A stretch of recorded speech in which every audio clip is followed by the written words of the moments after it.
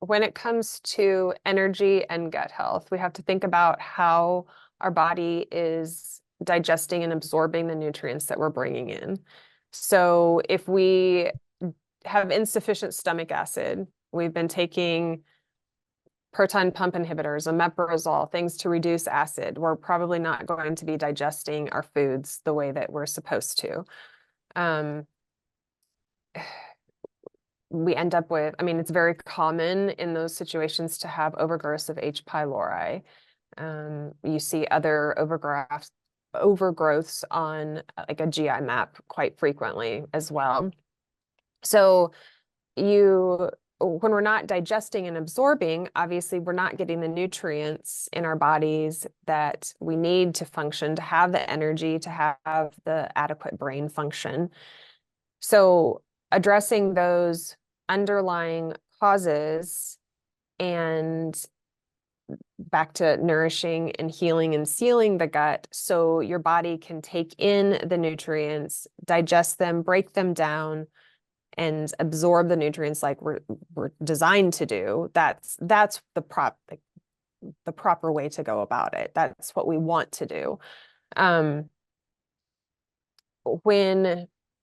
see, what was the second part of that question? Basically is the dietary changes that can be made, which will So also improve health. yeah. So again, like depending on the person and the different issues that may be going on in their gut, sometimes it's not always a one size fits all when it comes to diet. Some people may be more sensitive to nutritious foods, such as like the cruciferous vegetables.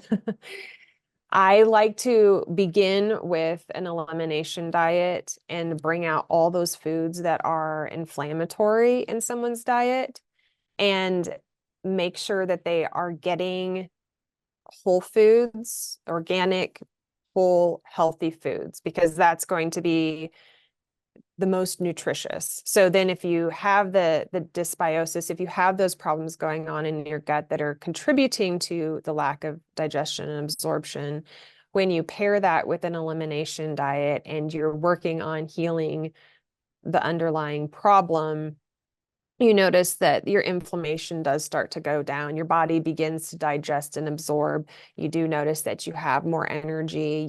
You do begin to think more clearly because it's lots of moving parts. It's like a couple of wheels and the cogs just have to fit together and go.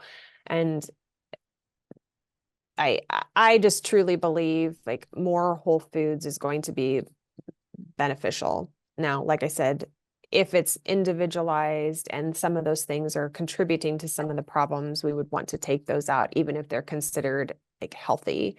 And it just might be a trial period, 3 weeks. Let's see how your body does and adjust at that point. Okay, so I know many of us know what some of those inflammatory foods are, but for those that may not, or just those that may need a little reminder, what would be some of the inflammatory foods that you were talking about eliminating and taking out of the person's diet? Yep. So I like to start with educating my clients, like the top 3 food triggers. I mean, we have gluten, dairy, and eggs. Those are my top 3 that I usually stress that we want to remove, even though there is a purpose for dairy and I love eggs. But they typically are very sensitive for a lot of people, or people are very sensitive to them. So those 3 things, I usually have them remove. And then if it's boxed, processed, pre-made, it's more than likely inflammatory. So I start with having them remove those. Now, when we dive into that even more, I live in beef country. We raise cattle, and I had to think about where the beef was coming from.